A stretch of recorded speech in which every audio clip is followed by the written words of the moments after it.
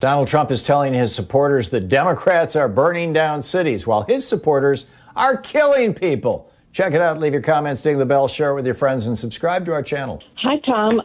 I had an idea. I feel like right now the Republicans, the main thing Trump has going for him is the law and order thing. And I think that the Democrats, that this is a gift and that they should fully embrace this and say, yes, law and order, starting at the top. And that if we followed law and order and the Constitution, we wouldn't have people in the streets demonstrating. Yeah. Yeah, this is a tough one, Jessica, because if the Democrats say, yes, our cities are burning, and by the way, you're the president, isn't this your responsibility?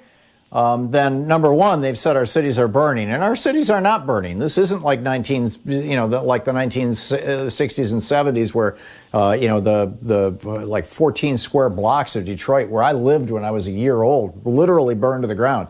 I mean, you've got some storefronts that have been torched, and some relatively minor acts of vandalism, but America is not on fire. And certain types of crime are up. Violent crime is up. I think that's because people are just in this insane pressure cooker. But other kinds of crime are dramatically down. Burglaries are down, things like that. So the minute that Democrats say, yes, things are terrible, but it's your fault, Donald, they've bought into the things are terrible meme, which is a lie. So they've strengthened the Republicans' position, because then the Republican rebuttal to that is, well, so you're acknowledging that the cities are on fire, huh? And it just happens to be cities where Democrats are the mayors, and mostly in states where you've got Democratic governors. And they won't even, although the Republicans won't even say the word Democratic, because, they're still, living out the old shtick of never say Democratic, always say Democrat with an emphasis on the rat. And so it's a very, very tricky thing, Jessica. It's a very dangerous, it's like picking up a hand grenade. I don't have an easy answer for them other than to point out that, that Donald Trump, I would try to even deflect it and say, move the conversation entirely away from whether the cities are on fire or whether, black people are behaving badly, which is the subtext of pretty much everything Trump says. And of course, those two guys, that couple from Missouri with the guns and all this kind of stuff, and refocus it instead on how Donald Trump is inciting Nazis.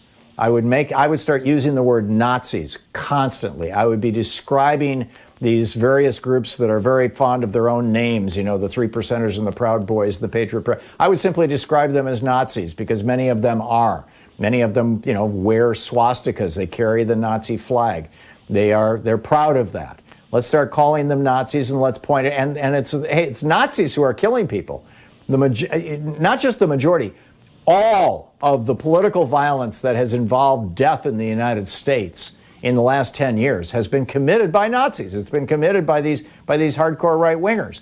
They're the ones who are showing up with the guns. They're the ones who are promoting the violence. And they're the ones that Donald Trump is encouraging. And that would be the jujitsu that I would do, as it were, in the media. But, it's a real tough one. Jessica, thank you for the call. Thought-provoking topic, and I don't know, maybe one of you has a better way to respond to this than what I'm laying out here.